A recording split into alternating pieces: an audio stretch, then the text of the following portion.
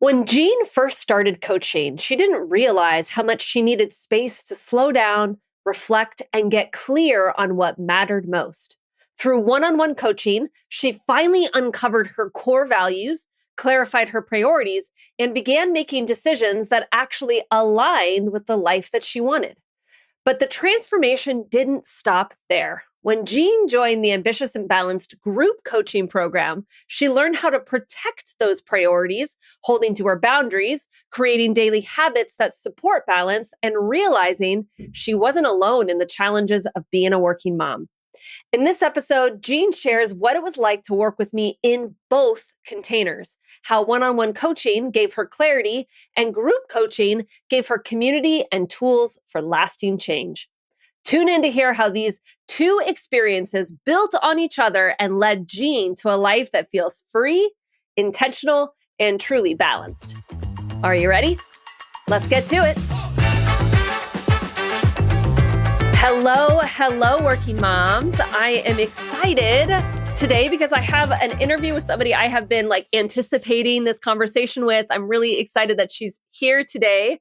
Her name is Jean. I'm going to have her introduce herself in just a moment, but I'm excited because she and I have been working together for over the last year or so. I think it's just been over a year. And she started as a one-on-one client, and then she joined the Ambitious and Balanced group coaching cohort over the summer. And so she has this experience with working with me in two different contexts for two different reasons. And I just am so excited to hear how she kind of frames up both of these experiences and what she got from each of those experiences, and to really help you as the listener, if you've been thinking about coaching, if you've been thinking about joining one of the Ambitious and Balanced cohorts, to frame up for you, what does this really look like? How does it differ? And to hear all that she gained from both of those experiences. So I'm appreciative of her thoughts and her vulnerability. Thanks for being here, Jean. Thank you so much for having me. Absolutely. Can you tell us just a little bit about you, what you do, family life, all the things, so we just get a little bit of context? All right. So I'm a professor. I'm a cancer health services researcher. I'm focused on survivors of cancer and improving their quality of life. And I'm a mom of a 3-year-old and a 4-year-old, 3-year-old and 4-year-old girls. I love it. So a girl mom. Good girl, mom. Yeah, I love that. So let's just dive in talking. Let's kind of go chronologically. Why not? Right. So a year plus ago, you reached out to me, booked a breakthrough call, and we chatted. And ultimately, you decided to join one on one, which was a 6-month commitment, right, of working together. We work together 3 times a month as kind of the usual commitment for somebody working with me one on one. Tell me about where you were at when you reached out for that first call. What were you really seeking when you were looking for a coach? Yeah, I spent some time thinking about what made me, reach out for that first call with you. I would say I really was at rock bottom in many ways. I had a 1-year-old at that time, a 3-year-old, and I had just gone through a late term pregnancy loss. And I think the loss really made me stop and meanwhile at work, things were just going on. I was writing and getting grants, I was taking on leadership roles, and life was just going on as if nothing had ever happened in my personal life. And it made me pause and think, this is just not right. Like my work and my life, I'm treating them separately.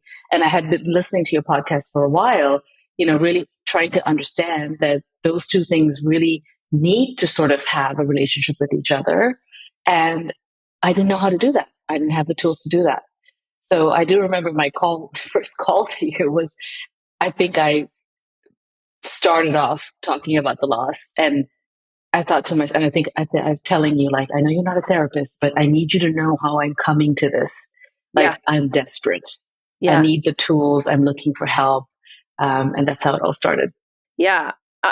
These are the moments that are catalysts for, I think, a lot of women that reach out for coaching, or for all human beings to find change, right? It is these catalyst moment, big change moments, death in the family, a loss of someone, a loss of, or a big shift in career, a loss of job, a move, all these types of things that are big in life, big transitions in life also become catalysts for change, right? Where we get to stop and reflect and say, am I really doing the thing I want to do? Am I on the path I want to be on? Do I feel the way I want to feel about my life? Is this is this it, right? Is this really what I want? And that like fundamental question of kind of asking yourself and reflecting on, is this what I want? I think is such a big is what drives a lot of people, right? To finding coaching or looking for support in some way. And I wish I could go back and say, I wish I didn't wait till I hit rock bottom to reach out. But it's the first time I'd worked with a coach like you. And so now that I know that coaching is a tool they can reach into and use at these time points that you're saying, I think it just makes so much sense to be proactive about approaching coaching. Yeah, yeah. And I mean, as a side note, I just remember we've laughed quite a bit over like, but I'm not always going to have you, Rebecca. Like, you'll come to Right? coaching sessions with something. It'll be like a moment where we've had some sort of deep conversation around something. You're like, but what's going to happen when I don't have you? And I'm like, gee, there's no problem. Like, you can always come back. There's always going to be seasons. Like, I'm not going anywhere. I'm a firm believer that always get the support that you need. Like, Exactly. there's nothing wrong. There's no judgment there, right? For wanting the ongoing support in that way. So I love that. So what were some of your key sort of takeaways and insights over our 6 months of one-on-one coaching together? Or actually, maybe before you even get into that, what can you tell us a little bit about your goals? Because that's an important part of one-on-one coaching in particular, is we have to establish like, what are we really trying to get out of this experience, right? What do you want to walk away with? How would you describe that for yourself? And then what were some of those insights? Yeah, I would preface that by saying that it took me some time to figure out what my goals were. Even though in the initial conversation you were so good at picking out things like the tug of war between work-life balance, between growing my family and being there for my kids versus achieving all the things I want to achieve in my career and finding that balance. And so I think that was a big one. And less of like second guessing my decisions. I had a really hard time boundary setting. And so working with you, that was something I was really looking for. Is like how to make that decision, how to say my no was a no, and that took some time to process. So yes, I do think I walked in knowing having somewhat of an idea of what I wanted to do, and then even just in that first call with you, you were like, yeah, I think this sounds like the values that you're saying. I'm like, yeah, that's it. That's what I want to do. And so having those values to guide me throughout that whole process of one-on-one coaching and in the ambitious and balance was very helpful. Yeah, yeah. So then what would you say as you look back and reflect? I mean, now we're talking, a year ago, and 9 months to a year ago or so. What would you say were some of the main takeaways that you walked away with from that experience? I think the main takeaway was, well, you always start with remember your values and align your priorities to your values, right? And so the value work that you and I did in the one on one took some time because what I had to realize was that my values as Jean, the person, has always, been the same. I had the same values and I've always had them, but I've changed as a person. The Jean that was pre first baby, pre second baby, pre losses, pre changes in career, I continue to change, but I didn't expect my priorities I didn't sit down and really think about how my priorities have changed and how to align them to the values. And so that was my biggest like click moment, was there was this alignment now between what it meant to be a mother of two with all the demands of my life and still staying true to my values, and then boundaries, you know, ensuring that I'm setting boundaries so that I'm protecting myself, those values and priorities, and how to effectively do that. So that was some key insights that I took away. Yeah, definitely. I love this. I love wrestling with this question. Have my values changed? I have literally done that same values exercise with every single one-on-one client that I've had. Right. So we're talking several hundred women. I have walked through the very same workbook. It hasn't changed pretty much at all from the beginning. And I say that just because it has been such a foundational practice for all of my clients. And it's the starting point for all of their journeys, because to your point, it's so important to establish that really early, right at the beginning, right early on, like your values become a guidepost on some level that give a lot of insight into what matters to you. Mhm. And again, yeah, I just want to emphasize that took a lot of work to do with you. And it was so foundation. It didn't come easy. It was really foundational, fundamental. And as I was thinking back and I was thinking about when, when I first approached you, I started working with you, just like I'm not generalizing, but I'm sure a lot of other high achieving women have some resistance when people are trying to teach you something. You're like, I've done this though. I've done this. I know how to do it. I feel like I had like layers of bricks, and it took about 3 months for those bricks to come down for me to fully absorb what you were saying. And then a few more months to put that into practice. So I'm glad the value work took some time because now it's like sticking to me. Yeah. So. Like knowing your values now, and now it sounds like you have them on some level in the back of your mind, like they're fairly accessible to you, they feel really clear to you. What impact has that had for you, like really knowing and having defined these values? A big impact because almost every decision I make now, I mean, honestly, if there's one thing I walked away from is that every decision I make, I'm thinking, how is this aligned to my values and priorities? And if I'm having questions about it, then I think to myself, is it aligned? And if it's not, how do I respectfully just, remove it or say no or cut it out of my calendar or whatever step I need to take, which could be quite, depending on the circumstance, quite brutal, harsh. Yeah, Challenging. Yeah. We'll call it challenging. challenging, brutal. Yeah, challenging.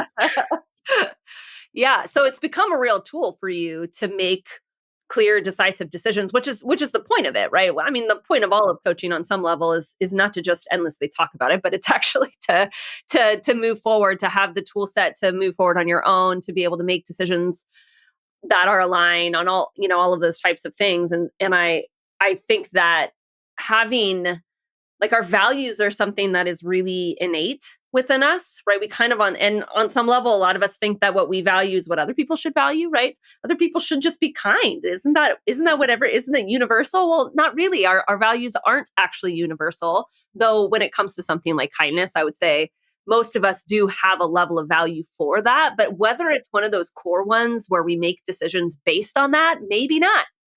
And so when you actually put words to the things that feel so innate within you, then it becomes this level of like confirmation and certainty within you, right? When you decide, no, I'm not going to work on that project, or I'm going to put a boundary up over here, or I'm going to say no to this, or yeah, heck, we're going to follow my husband and move, right? Any of those types of things that happen, we get to come back to our values and say, well, I know that this is what matters to me. I like literally put language to describe it. And so I can see how it matches this or it doesn't match this. And so my decision feels clearer, right?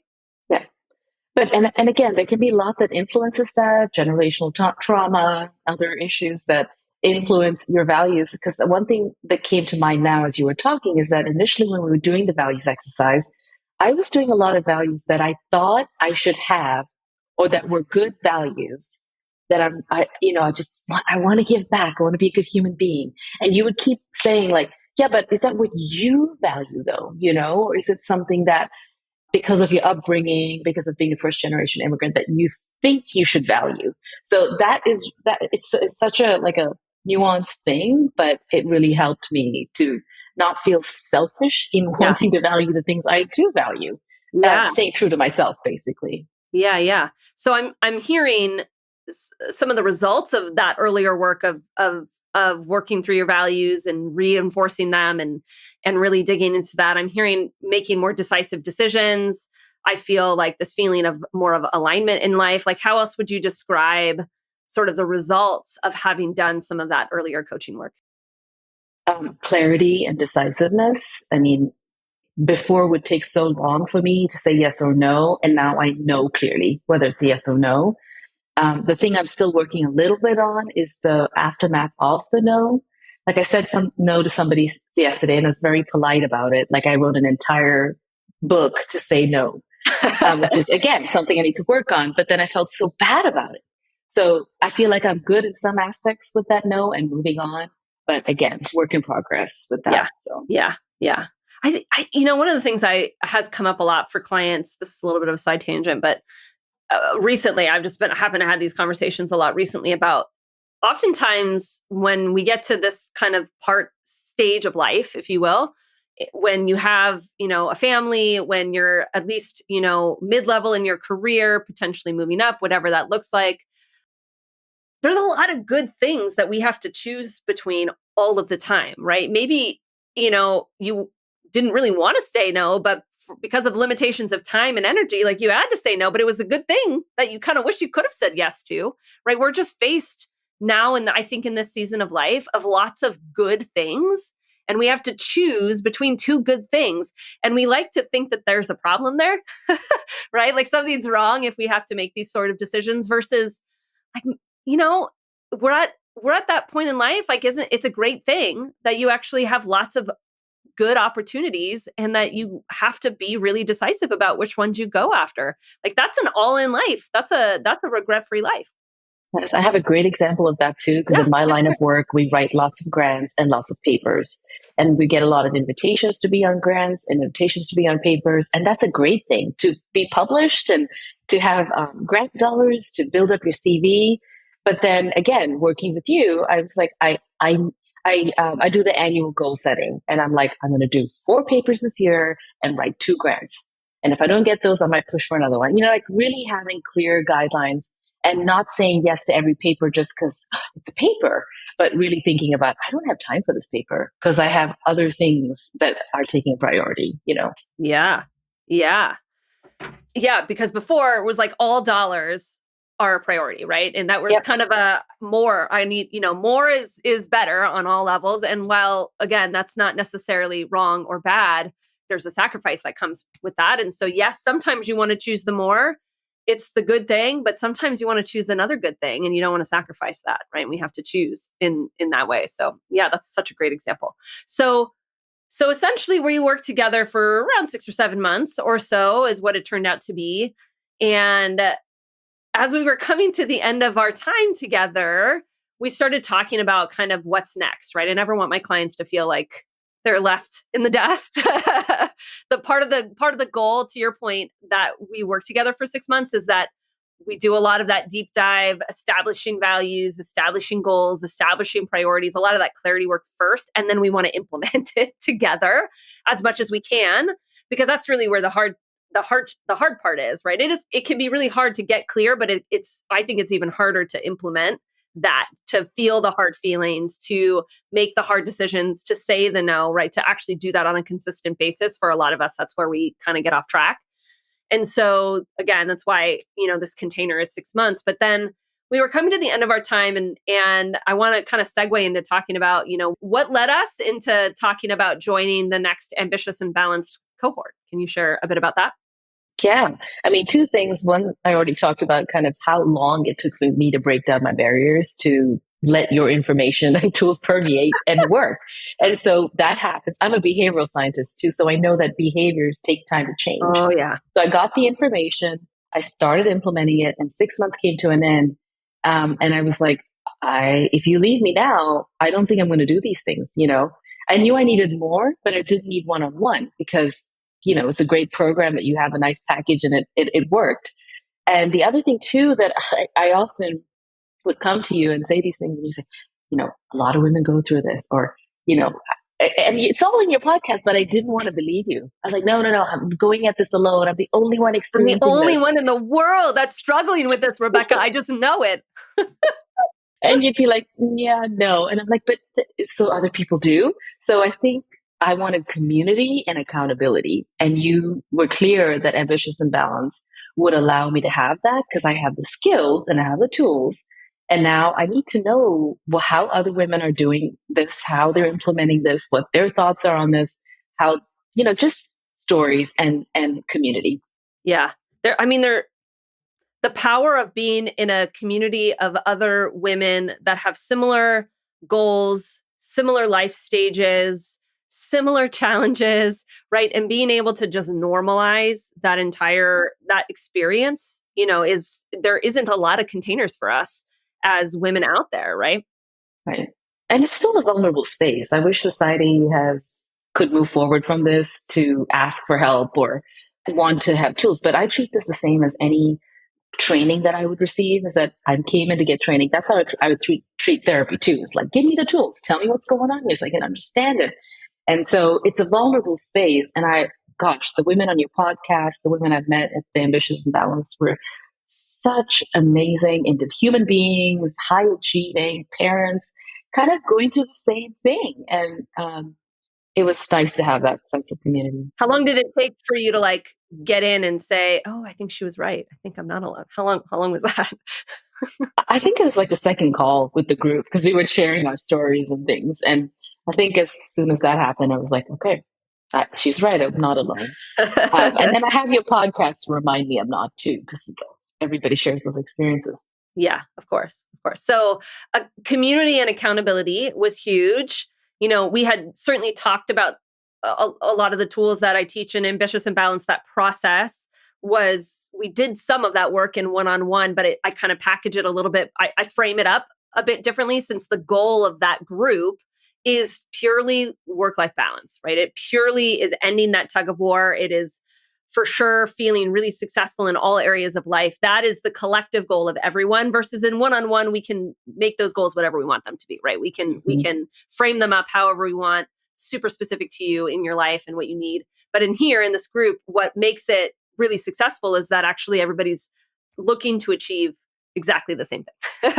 And so you had to you relearned a few different things within that. But what were some of the insights or tools that really sunk in for you in the group process? Yeah, I think the daily kickstart, I really liked, let me just say that I really like the way you approach that, because in a group, there could be so many needs, as you said, and you were really focused on like two, I think of 2 to 3 main things.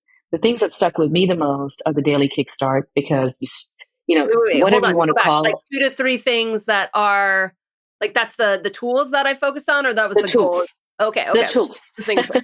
All right. Yeah, the tools. So the daily kickstart was something you really wanted everybody to, and you did all the values work and stuff, but that was a tool you really wanted everybody to be on board, learn how to use and implement in their lives. And I had already done some of that work. So I got a refresher. And then it was really interesting because in academia, we say, see one, well, I guess not just in academia, but you see one, you do one, you teach one, right? And so I felt good because I was actually answering some questions around how you do the daily kickstart. So I was like, okay, I have arrived. I know what I'm doing here because I can give others guidance. So I feel like that was solidified.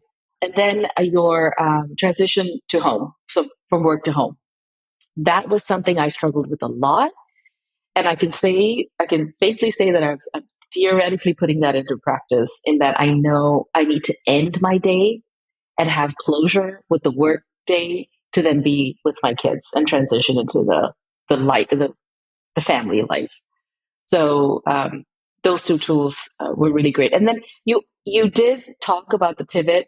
We did, one of the sessions was around the pivot protocol, and I think the pivot protocol, if we really step back and think about it, it's not in all like cognitive behavioral type interventions. It's like taking a pause and pivoting. And so for me, that was really great. You helped walk through some pivot moments, and so having examples to walk through was really helpful Yeah. And as well. listening to how other women are walking through that, right? And how they Yes. hear it in their head, and how they describe it, right? And getting more ideas from that. Yeah, for Yeah. sure. These are like the 3 anchor practices of this group. And I'm such a like logical linear thinker, right? I think it's how my brain works, but I actually think it's one of the things that makes me kind of unique in my coaching style, is that I kind of need the structure and the framework in order for me to understand something. It's why it's taken me so long to really understand like emotional processing tools, because they feel so like woo woo and kind of weird, and we're talking about our feelings, and I've had to like find very logical ways to think about those things to make sure that to find a way to practice them for myself, right? And so even the idea of like work life balance is like a completely subjective idea, right? And on some level, what I'm saying is I've systematized it for you. Like I've literally given you a very clear step by step process in order to get to that achievement, right? To get to that goal on some level. And all 3 of those practices are anchors in that. And you really, on some level, what we're saying is you need a morning anchor practice, you need an afternoon before home anchor practice, it could look like lots of different things. Like I'm not saying that there's not other tools out there. Here's the tools that I use. Here's if you need structure, here's what it looks like. But what we're really committing to is like you need to be super intentional with the way you're thinking and feeling as you start your day. You need to be very intentional with the way you're thinking and feeling as you end your day. And then you have to Right. learn how to get yourself into those spaces throughout your day. Right? That's what we're practicing over and over and over and over again. Right. I think you'd say like just a 30-minute commute or car ride from work to home does not constitute switching one side to coming to another. It takes that intentionality. It So yeah. definitely takes that intentionality. And we obviously work to like figure out what really works for you in this program, and we troubleshoot for what gets in the what blocks you, right? It's easy to say, sure, I'll take the first 10 minutes of my day or my work day to do that. It's a whole nother thing to like not actually turn on your computer and sit down with a journal for 10 Yeah. minutes. Yeah. Whole nother thing. Yes. All right, so I'm Yes. putting you on the spot, but how are you doing at keeping to these two anchor practices, Jean?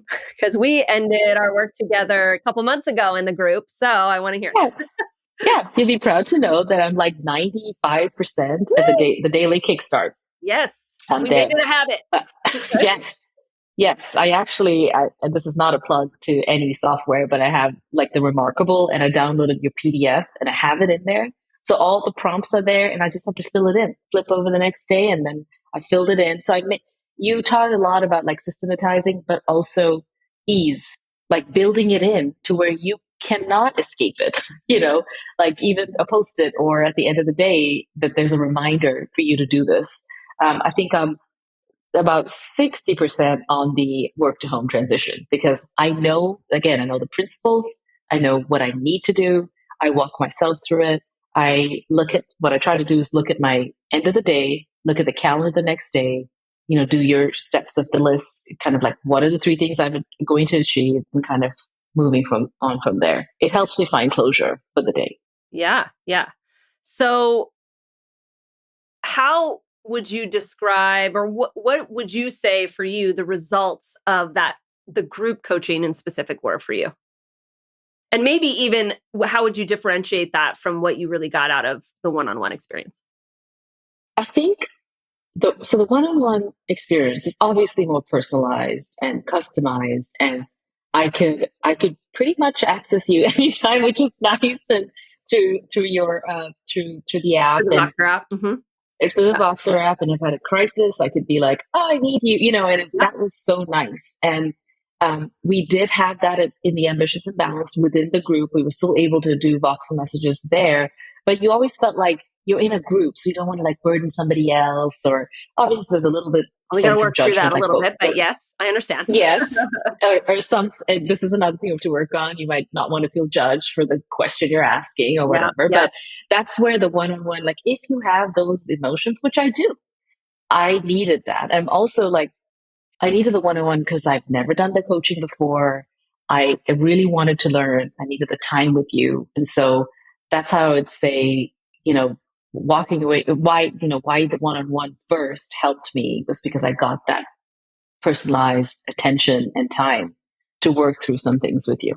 And the results of that, as I've heard it, is there was a lot of like groundedness, centeredness, a refining of self, a lot of clarity over what mattered to you, how you wanted that to look in your life, and the things you needed to lean into, the things you needed to lean out of, right? Very personalized to what your experience was and your challenges were, your work life was, your kids, right? All those things we can get really crystal clear on and tailor that to you. Yeah. And I was coming out of a very difficult situation and there was a lot of trauma related to it. And so I didn't know what part of it was like required like psychotherapy versus this type of like systematic, like putting things into place. And so that really helped because putting these systems into place, Did you do therapy during that time? I don't remember. I, I don't think I did it at the same time as I worked with you. I think I did it prior to that. I think you did I it did it first. How first. would you, just as a side note, how would you describe the difference between therapy and coaching? I think it's always a great Um, question. well, this is not anything negative about therapists because they have their own way of doing things and Yeah. exploring and probing. But I need, and some of them are very good about giving tools. Yeah. And at that point, I guess the reasons I was going to therapy were not the same reasons I was coming to you. And I'd walk away with our sessions with tools that I could Mm. implement. Hmm. And then you would say, did you do it? Because I've never had a therapist say, have you done it? Did you read the thing I sent you? No. So you Yeah. would be like, did Yeah. you read the thing I sent you? Did you do the thing? And so that was really good because Yeah. we're busy people. So if no Yeah. one's holding us accountable, we'll just Yeah. show up to therapy every week and talk, you know? Yep. And Absolutely. that's the difference. Yeah. Accountability is huge. Like essentially you're not going to make an investment in coaching and not show up and do the work, right? Like not only Right. because it rises up in you to like rise to that occasion, but that's part of my job as your coach is to keep you on track. And you're going to come up week after week after week and we're going to talk about what those goals are. We're going to talk about progress and we're going to talk about what's getting in the way. If you did none of the homework and you only just came to the calls to talk about what progress is made and to make tiny mindset shifts along the way, you'd also still make infinitely more progress than you are on your own. Right. Right? Because we're forcing that reflection and conversation at least on a weekly basis as we talk, Yeah. right? In And one-on-one. one more thing I'll say that really I appreciated was that you kept me focused because so many things happen in the day before our call. And I come into the call with like all kinds of emotions and feelings. And Yeah, yeah. you're like, okay, well, let's stay focused because obviously you had a plan and a program and you kept me focused. And that is what I needed in the Hmm. moment, Yeah, So yeah. yeah. I want to go back real fast and kind of frame up how I think about the difference of therapy and coaching. Actually, I have a podcast on this. It was probably a couple years ago at this point. I'll see if I can find it and put it in the show notes if anybody wants to more in depth. But the way I summarize it is that therapy is often a place to kind of go backwards, to heal, to move past some trauma, to dig into like family systems and where some of these challenges come from within you. Where coaching doesn't do a lot of healing at all, and it doesn't necessarily really address that trauma at all. For sure, therapy is a place for that. It kind of just says, this is where I'm at today. It doesn't really matter how I got here and why I'm here. This is just what my experience is today. And I want to be here, right? These are my goals. I want my life. I want the way I view my life. I want my perspective. I want my behavior, my habits to be this. Right. And coaching is the process of moving from here to there instead of necessarily going backward into experiences in life to try to figure something out. Right. And you know what now that I'm thinking about it, you went from you have had given yourself a ton of support over the last, I don't even know, 2 years, right? If you went from a therapy experience into a one-on-one coaching experience into a group coaching experience, basically back to back to back to back on some level over the last couple of years, like you have given yourself so much support. And I'm curious, as you think about that, what are your thoughts? Not a lot of women do that. That's why I want to point that out, Yeah. right? A lot of women, we shy away from getting the support. We don't think we're valuable enough. We think we could do it on our own. We kind of judge ourselves for not being able to do it on our own. We don't want to invest in ourselves. All the excuses we give ourselves as women. Right. That you overcame that somehow. So Yeah. I don't know. What are your thoughts I, on it now you look I back? have to say it's all my kids. I want to be a better mom. Nothing else matters. I just want to be a better mom for my children.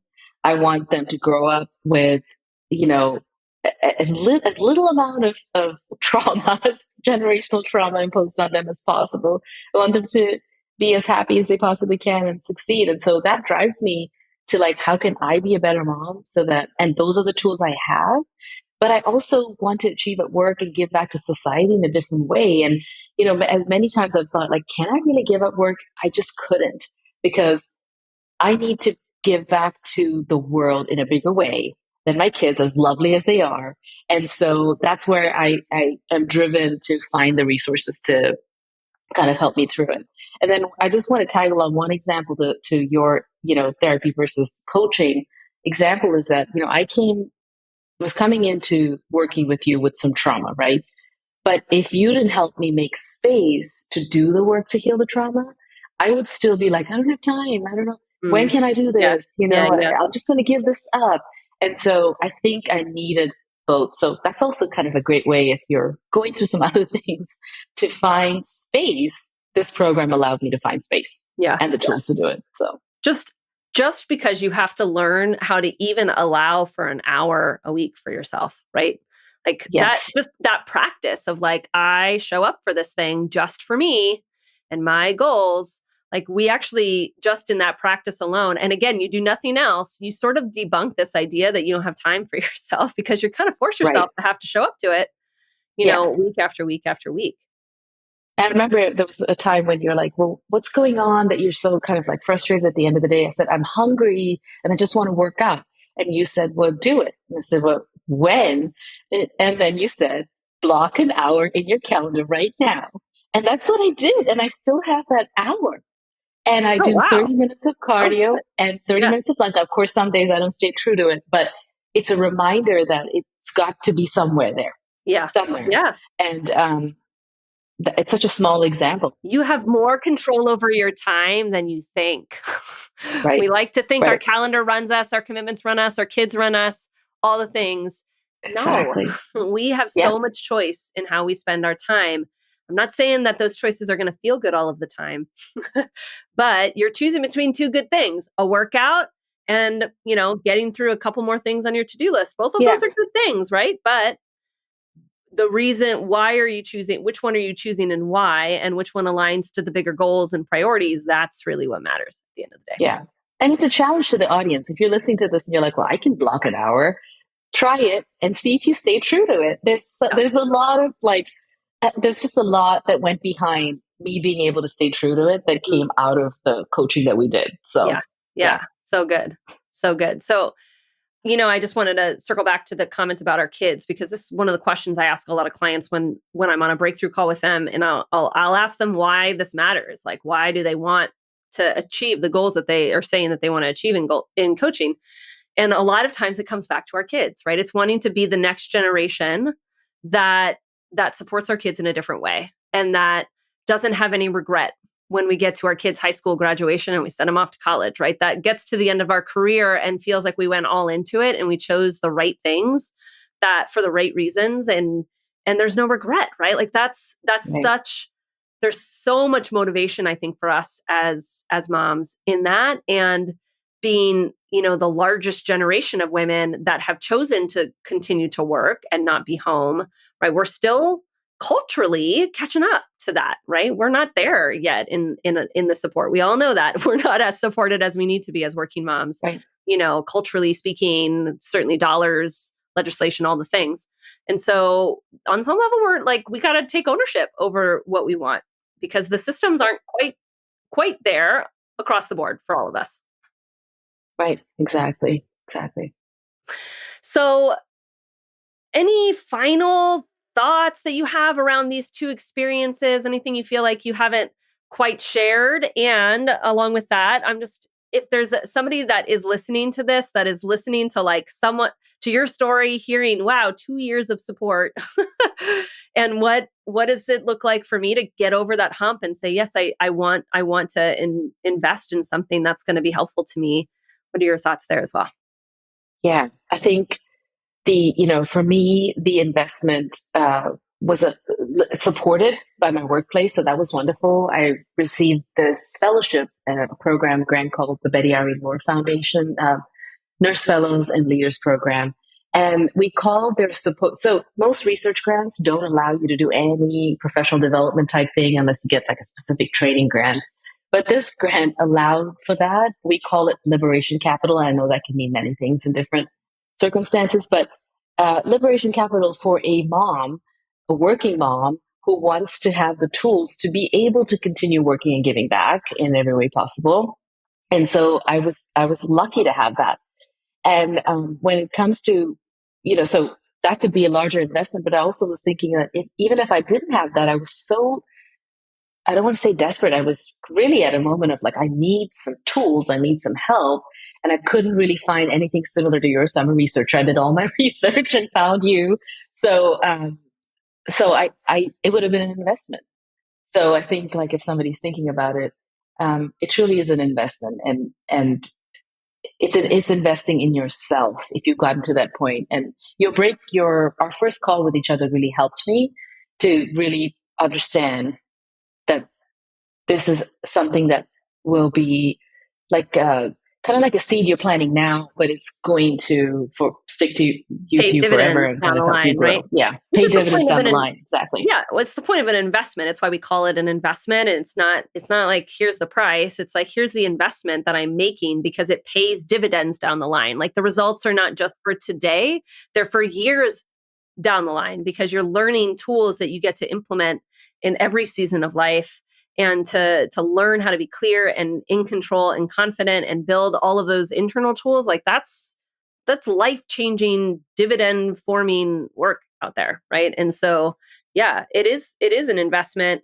both in time and money to have the ongoing results of joy, of confidence, of being in control of your calendar and not feeling like your calendar is controlling you and feeling in control of your commitments, right? Your emotions.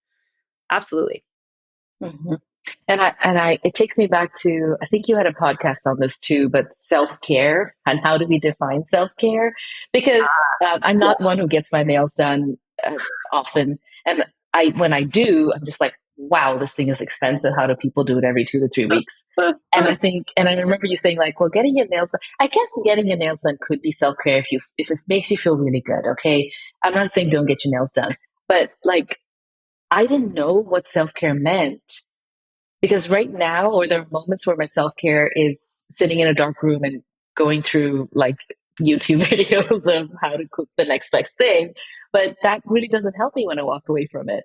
And so, anyways, I think it's investing in self care, but it looks different, you Like know? sustainable self care that doesn't just end the moment you walk out of the nail salon or you walk out of the massage place or whatever it is, right? It like Yeah. it's this ongoing because we've changed the internal narrative. Yeah, I recently we rebroadcast that.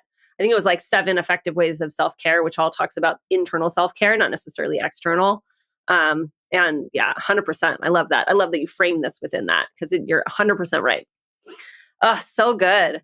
Oh, Jean, I know that we're going to stay in touch for sure over time. And it's just been such a joy to coach you in both of these Same here. ways. And I'm just appreciative of your insight as you share here and give a good description for people. Cause a lot of people do come on calls with me and we kind of have to decipher what's the better container for you, what's really going to get you to the results that you want.